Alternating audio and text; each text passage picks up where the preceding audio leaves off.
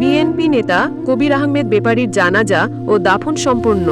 চাঁদপুরের ফরিদগঞ্জ উপজেলার গুপ্তি পূর্ব ইউনিয়নের মানরী বেপারী বাড়িকৃতি সন্তান ও ফকির বাজারের বিশিষ্ট ব্যবসায়ী সমাজসেবক মোহাম্মদ কবির আহমেদ বেপারীর নামাজে জানাজা ও দাফন সম্পূর্ণ হয়েছে। জানাজায় নামাজ ফকিরবাজারের কেন্দ্রীয় জামে মসজিদের সংলগ্নে সহ আশেপাশের রাস্তায় হাজার হাজার মানুষের ঢল নামে। রবিবার ২০ জুলাই বাদ আসর ফকিরবাজারের কেন্দ্রীয় মসজিদের সংলগ্নে মরহুমের নামাজে জানাজা অনুষ্ঠিত হয়। জানাজা শেষে তাকে মসজিদ সংলগ্ন পারিবারিক কবরস্থানে দাফন করা হয়। জানাজার নামাজে ইমামতি করেন মরহুমের ভাগিনা মাওলানা আবদুল্লাহ রাসেল।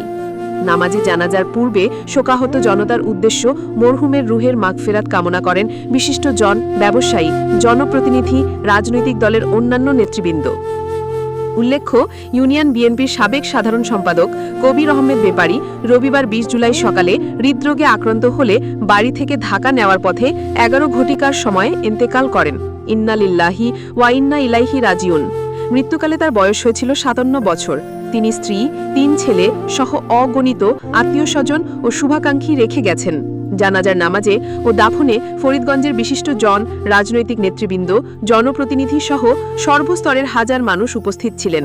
কবির আহমেদ বেপারী এলাকার সর্বমহলের কাছে পরিচিত একজন রাজনৈতিকবিদ ও সফল ব্যবসায়ী মানুষ ছিলেন। তার মৃত্যুতে এলাকায় গভীর শোকের ছায়া নেমে আসে এবং বিভিন্ন মহল শোক প্রকাশ করেন। আল্লাহ রাব্বুল আলামিন মরহুমকে জান্নাতুল ফেরদাউস নাসিব করুন, আমিন।